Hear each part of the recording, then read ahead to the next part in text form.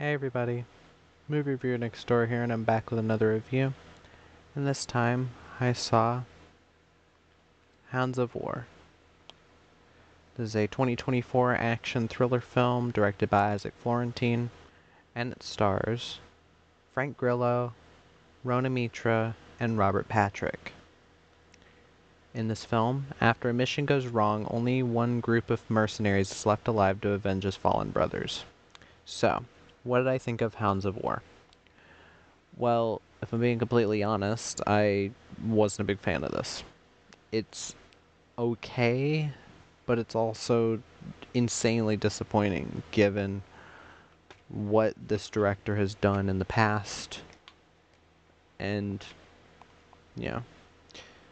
So, let me get to the cast. Frank Grillo plays Ryder. He's a part of this mercenary team doing this one last mission. Sorry about my eyebrows, they don't look that good. I'm gonna get them trimmed at some point. That looks bad. I like Frank Grillo a lot. I've liked him in things like End of Watch, um, Boss Level, Edge of Darkness, Wheelman, Mother's Day, Point Blank.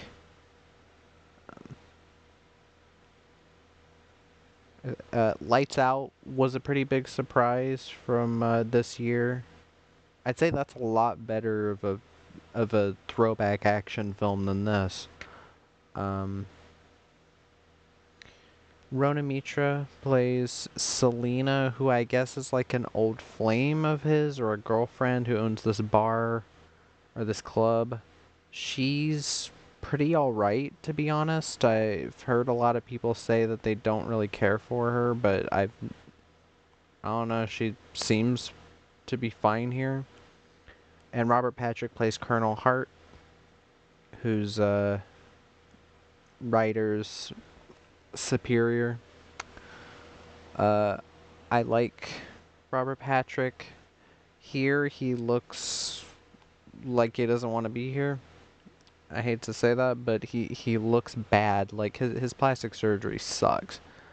And he just doesn't look like he's into the role at all. First off, let me start by saying Isaac Florentine, I love him.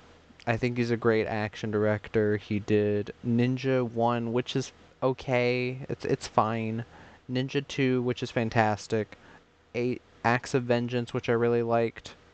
Close Range, which I really liked. High Voltage, I think is one of his better films. And Special Forces, which I don't remember a ton about. I wouldn't mind revisiting it, but I do remember enjoying it. And having some pretty fun action. Like, his main thing is kind of like Jesse B. Johnson and James Nunn and other directors like that, where they're like, okay, we've got a direct-to-video action movie, so let's spend most of the money on the action and, try to get some decent performances out of these actors. And for this, I can say that the action is at least decent, but it's nothing surprising, and it really this is definitely one of his lesser films. And I'm really I hate that I have to say that because I love this director. Actually, maybe the light over there's better. Yeah. Because I really do like him. I think he is a very competent, very capable director and can handle action. But here, I think the biggest issue that this film is that the plot. The plot is very dry, very it's so fucking paper thin. And I know when you have an action movie like this, it can usually be okay to have a thin plot, but this film, it's weird. It has a paper thin plot, but it has multiple scenes of people talking where it's like the plot is more complicated than it is, and I think that's a bit of a problem. They don't realize that they're just making a, like, straightforward action movie, which I think would have been a lot better. But then they have this, like, thing with the president is in on everything, and we never really get a reason for why he's in on anything. You don't even really get much of a, well, you don't really get anything about this president character that, like, the movie opens with this character getting shot at by our main character, and later it's supposed to be like, oh, now they know all of this. And I have, like, one scene explaining some of it, but it still really doesn't make that much sense. And it, I don't know why, but this feels like it was rushed. And this film is 4 years since Isaac Florentine's last film, Seized, with Scott Adkins and Mario Van Peebles, which I haven't seen, but, like, I was just really disappointed that, again, like, the plot, it kind of pretending like it has more to it, but it really doesn't. Rona Mitra's character comes out of fucking nowhere, like, halfway through the film. Kind of like in Jesse V. Johnson's film, what is it? Something of Station? Uh,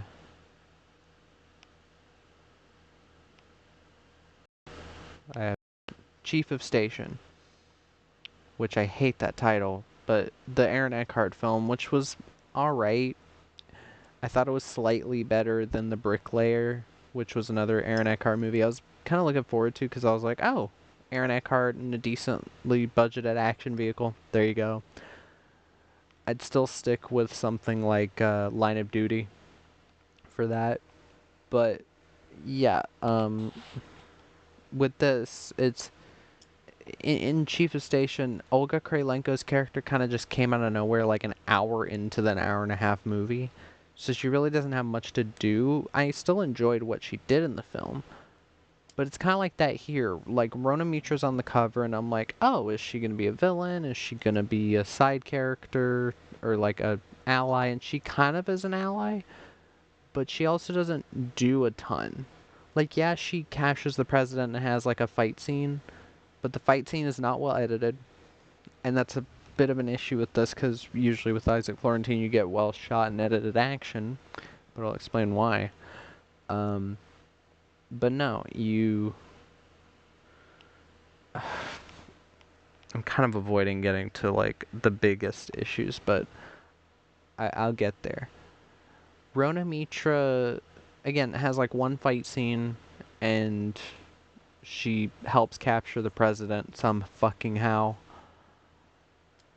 But Frank Grillo, as our main character, again, I don't think his acting is the issue. He's a decent enough actor. He can do this shit with his eyes closed. But his acting, well, his character barely gets anything to do. The opening bit should have been the first maybe 10 or 15 minutes of the film. This film is an hour and 34 minutes long. Not long at all. Perfect length for an action movie. And, these types of action movies where it's like the government fucked me over, so you have the first half and then they're recuperating and then they get to, getting the revenge.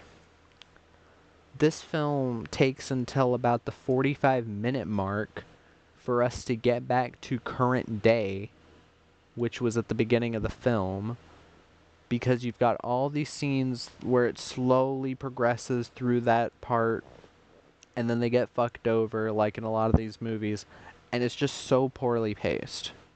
It's not well done at all in that sense. And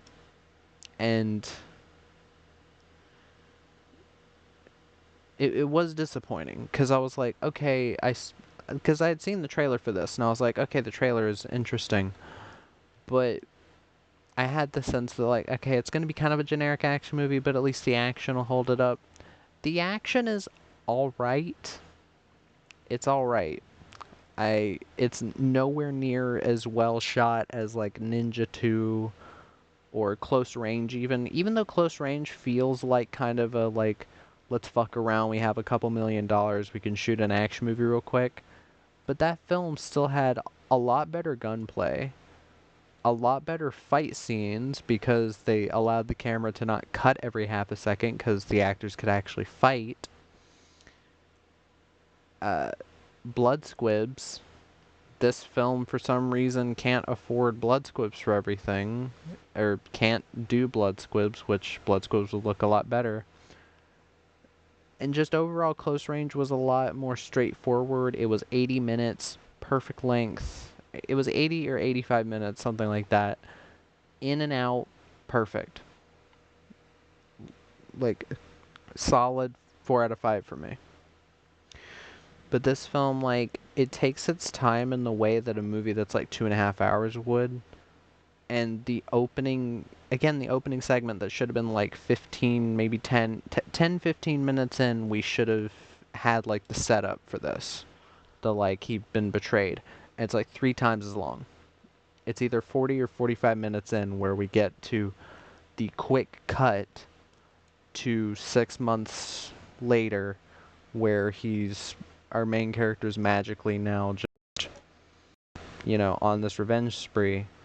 And the extent of the revenge spree is just kidnap the president after wounding him, get him to say something that would fuck over people, and then kill Robert Patrick's character, which this isn't even a spoiler. You know it if you watch the trailer, you know it if you watch the opening, you know he's the villain. It's not a spoiler. It's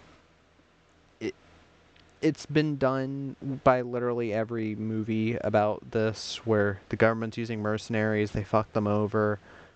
Robert Patrick, just look at him. He's a villain. He almost never plays a good guy. There's one movie, I think, from PM Entertainment called Zero Tolerance where he's the main character. I've never seen it. I've heard it's good. But he almost never plays a good guy. So it's not a fucking spoiler. And yeah, the movie felt very hollow. There wasn't much to it.